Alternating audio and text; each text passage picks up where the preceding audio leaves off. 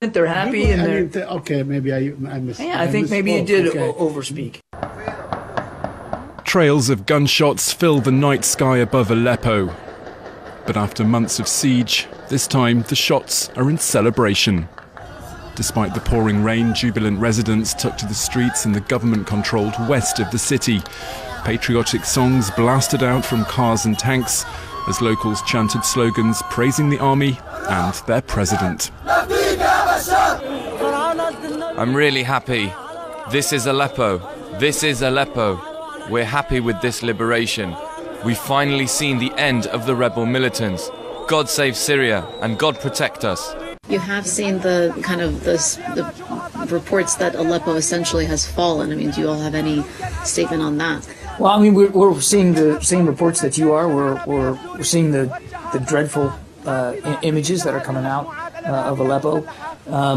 I'm not in a position to say definitively one way or another that the city has now fallen, or that the regime and Russia have taken it. But the reports that we're getting out of Aleppo, both as we see in the media, but also from other sources, are clearly disturbing. I mean, we're seeing now reports of people being executed in the streets, just killed because they're there, and that's despicable. And again, we have long said that the bloodshed in Aleppo needs to stop, that the brutality of the regime and the support that it's getting from Russia and Iran has got to stop. The other thing I'd say is, even if this is the end of the siege of Aleppo, it is not the end of the war in Syria. Even if it is the end of the siege in Aleppo, it is not the end of the war in Syria. It will go on. The opposition will continue to fight. Extremists will be continued to be drawn to the vacuum that continues to exist in so many places in Syria. And people, innocent people, many of them children, will be flung into refuge. You said that you welcome a ceasefire that would allow people to leave of their own free will. Do you have any reports that Syrian army units are stopping people from leaving of their own free will? I have, again, say the reports of this arrangement are pretty fresh. I can't confirm that it's actually true. We have seen just over the last couple of days that some civilians have left. We've also seen reports that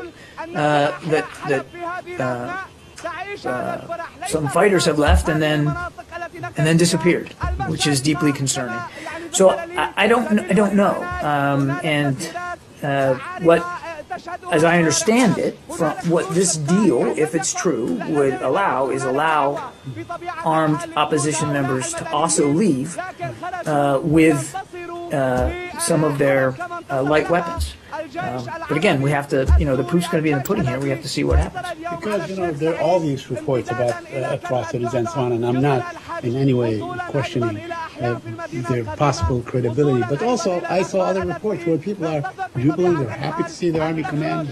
They're going to the western side where they can get, medicine and food and so on and all these things. So it is not all just one dimension, kind of. Would you agree with that? No, I don't, Saeed. I mean, I haven't seen every picture coming out of Aleppo, but I haven't seen, honestly, Saeed, I haven't seen any dancing in the streets here. So, I'm not saying, I'm saying people are... Well, no, you said jubilant, they're happy, and they're... Okay, maybe I missed... Yeah, I think maybe you did overspeak. People were relieved to see that they are... I think at this point, there's probably people that would be relieved for any sense of calm in their lives after what they've been through at the hands of the regime, Saeed, with the support of Russia. I mean, they have literally been under siege for months and have been starved and have been bombed. Hospitals have been destroyed. And those who have tried to leave have been killed on the way. Convoys have not only been not allowed in, they were bombed back in September. So I can't rule out the fact that there might be some people in Aleppo who are relieved to see some calm, even if it is under the jackboot of the regime. Under the conditions they've been living in, I certainly can't begrudge them. But by and large, all we have seen is brutality, violence, and bloodshed, and a lot of destroyed and wrecked lives and families. And you don't have to look any more or any further than the network news and what's on cable and online right now, and the images coming out of there. I mean, it's pretty gut-wrenching to look at. I understand it's quite disturbing, and I look at them and so on, and I'm quite disturbed and so on. But also, all these sources, they never have, any kind of solid veracity. I listened to the UN spokesman today, and he always cited, multiple sources. We never relied on multiple sources. We say that they remain allegations until we have some sort of verifiable evidence and so on. I'm saying there is a great deal of the fog of war, no pun intended, in this case. How do you establish what is really going on the ground, on your own, independently? Saeed, I think, we've talked about this an awful lot of times. We gather the best information that we can from a variety of sources. Some of it's press reporting, no question. A lot of it comes from reputable aid agencies that are either on the ground or have associates on the ground in Syria.